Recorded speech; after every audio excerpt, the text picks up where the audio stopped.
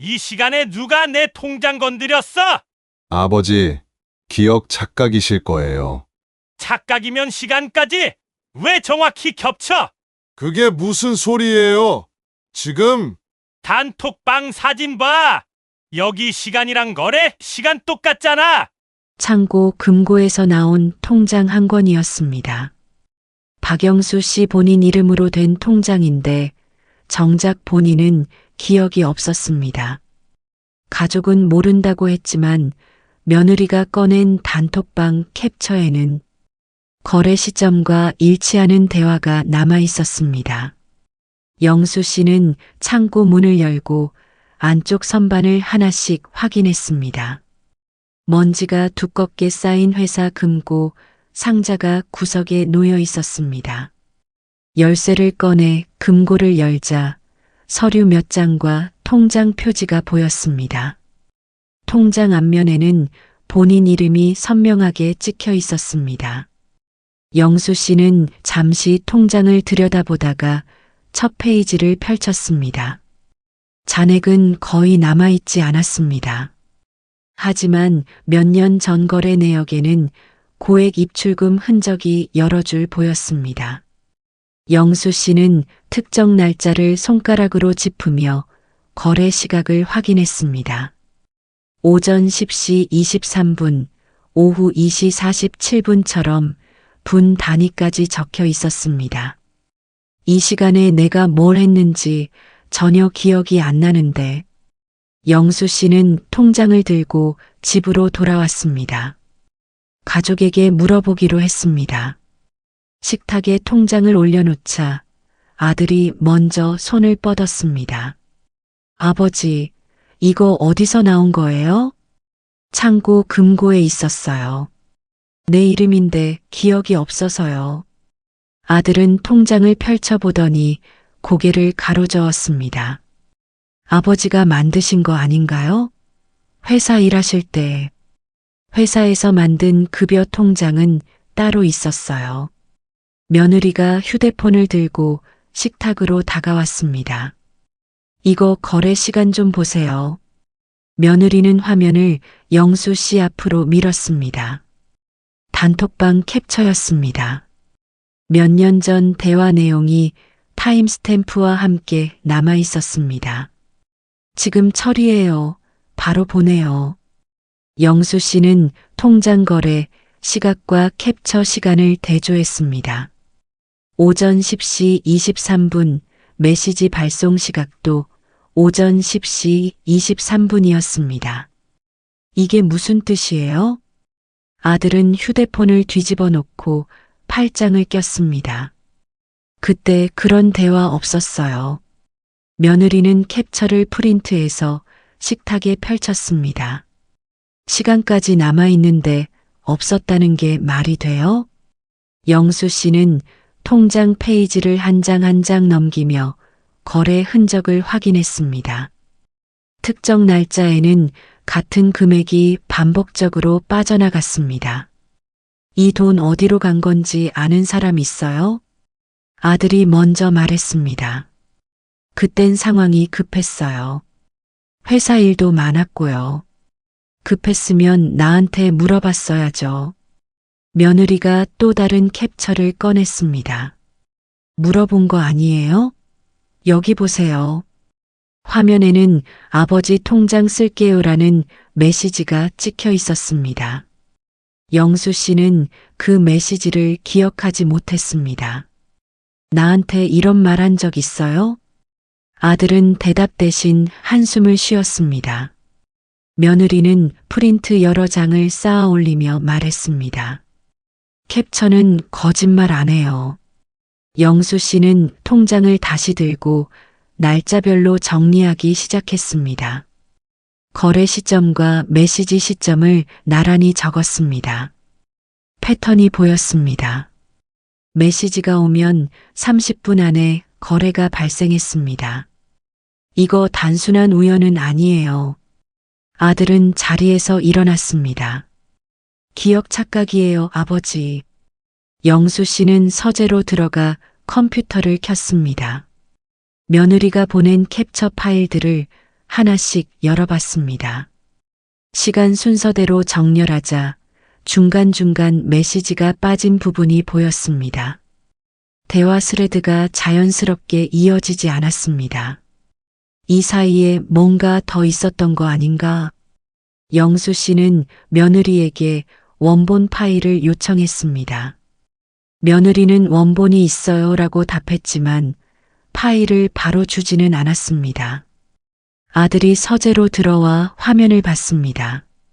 그 캡처는 조작 가능해요. 조작? 누가요? 누군가 메시지를 삭제했을 수도 있고요. 영수 씨는 단톡방 정보를 다시 확인했습니다. 특정 날짜에 참여자 한 명이 나갔다가 다시 들어온 기록이 있었습니다. 이 시점에 누가 나갔다 들어왔어요? 아들은 화면을 손으로 가리며 말했습니다. 그건 중요하지 않아요. 며느리가 다시 파일을 열었습니다. 중요하죠. 나간 사람이 메시지 회수했을 수도 있잖아요. 영수 씨는 타임라인을 종이에 옮겨 적기 시작했습니다. 왼쪽에는 단톡방 메시지 시간, 오른쪽에는 통장 거래 시간을 적었습니다. 일치하는 시점이 5군데였습니다. 우연이라고 보기엔 너무 정확해요.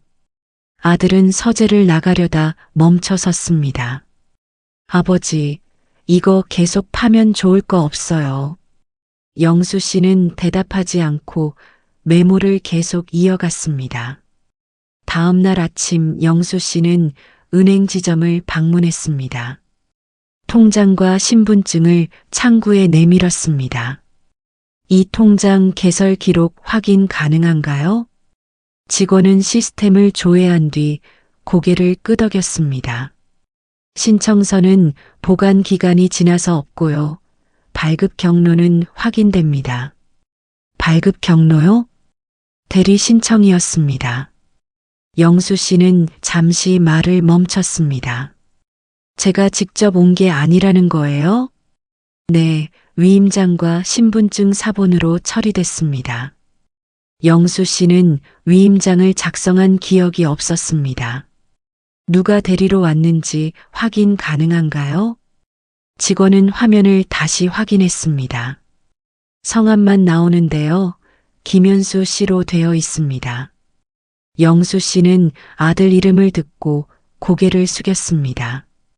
거래 내역도 전부 출력해 주세요. 직원은 몇 장의 거래 확인서를 건넸습니다.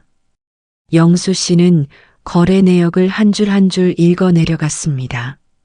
출금 시각과 단톡방 메시지 시각이 모두 일치했습니다. 이 거래들 본인 확인은 어떻게 했나요? 통장과 비밀번호로 처리된 거래입니다.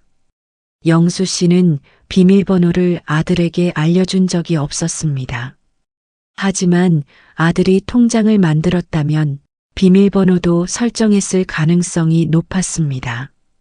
영수 씨는 거래 확인서를 들고 은행을 나왔습니다. 집으로 돌아온 영수 씨는 거실 벽면에 큰 종이를 붙였습니다. 왼쪽에는 단톡방 캡처 시간, 가운데에는 메시지 내용, 오른쪽에는 거래 내역을 적었습니다. 세 줄이 일직선으로 이어졌습니다. 아들과 며느리가 거실로 들어왔습니다. 아버지, 이게 뭐예요? 타임라인이에요. 사실 확인하는 거예요. 아들은 벽에 붙은 종이를 보더니 손으로 특정 줄을 가렸습니다. 이건 오해예요. 며느리가 휴대폰을 들었습니다. 오해가 아니에요. 단톡방 내보내기 기록 있어요.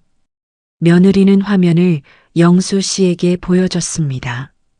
메시지 원본 백업 파일이었습니다. 삭제된 메시지까지 복구된 상태였습니다. 이거 보면 누가 지시했는지 나와요. 아들이 며느리를 향해 소리쳤습니다. 당신이 지시했잖아. 며느리는 웃으며 파일을 스크롤했습니다. 메시지 발신자 보세요. 전부 당신이에요. 영수 씨는 백업 파일을 직접 확인했습니다. 메시지마다 발신자, 시간, 읽음 표시가 기록되어 있었습니다. 아들이 보낸 메시지 뒤에는 거래 내역이 30분 안에 발생했습니다. 이 메시지 보낸 사람이 돈 쓴 사람 맞나요? 며느리가 고개를 끄덕였습니다. 당연하죠. 지시한 사람이 실행한 거예요. 영수 씨는 아들을 향해 물었습니다. 통장 만든 것도 당신이고 쓴 것도 당신이에요? 아들은 대답하지 않았습니다. 영수 씨는 거래 확인서, 백업 로그, 통장 발급 기록을 모두 펼쳤습니다. 개설자는 김현수, 거래자도 김현수예요. 며느리가 백업 파일의 마지막 페이지를 넘겼습니다.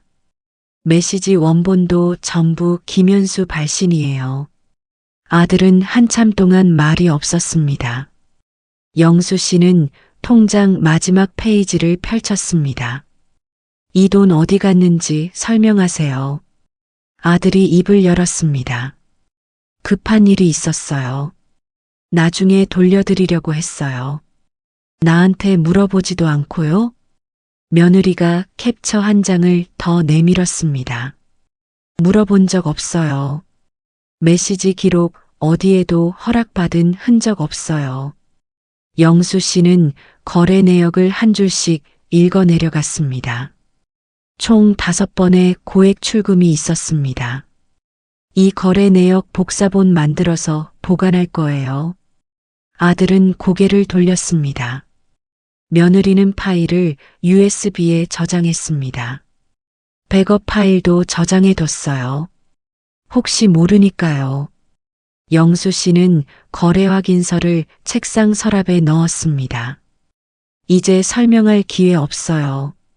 기록이 전부 남았으니까요. 아들은 거실을 나갔습니다. 며느리는 파일 목록을 정리하며 말했습니다. 단톡방은 앞으로도 남아있을 거예요. 거래 시간과 메시지 시간이 일치하면서 개설자와 사용자가 같은 인물로 확정됐습니다.